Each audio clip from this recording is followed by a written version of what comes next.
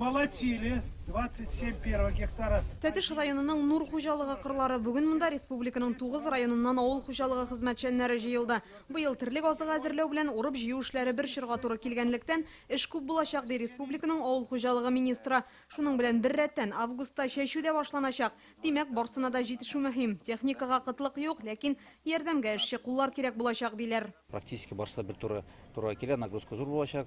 Шуңа күрә менә бөтен районнарга, бөтен хуҗалыкларга, менә бүген дә безнең семинарда әйтелде, комбайннарга булышчылар, помощниклар да кирәк обязательно, нагрузка бик зур булачак. Бүген көндә кемнең возможность бар, нагрузкасы күп, арендага барырга, комбайннар анда карарга кирәк. Хәзер республиканың 13 районында уракка төшкәннәр, әлегә Татарстан буенча гектарыннан уңыш уртача 36 центнерга якын чыга диләр. Төрле районнар бар, мисал өчен Лаешта гектарыннан уртача 17 центнер булса, Зәйдә 50дән артык. Бу ада да соннар куандыра. Теге район зур булгач инде ул бер ягында бераз яңгырсызрак урынайды. Скипетр дигән сорт, һәҗим көзгә будайның скипетр дигән сортын бер айтабыз бүген көндә.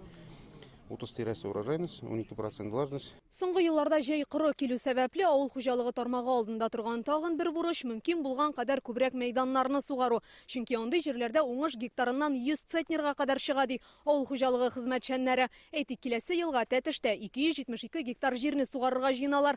Моның өчен инде быелдан ук ясалма күлләр әзерлиләр. Киләсе елга Тәтештә мелиорация эшләре өчен федераль үзәктән субсидия алырга җыйналар. Сугару уңыш күләменә тәэсир итми калмас ди белгечләр. Безнең климат шартларында сугарылы җирләрдә сугарылмаганы белән чагыштырганда 3 тапкыр һәм хәтта 4 тапкыр уңыш артыграк. Бернинди агроприемда моның кадәр уңыш бирә алмый. Тәтеш районы ел сайын мул уңыш җыеп ала. Узган елдан да амбарларда 150 мең тонна ашлык калган. Удобренияларны кулланабыз.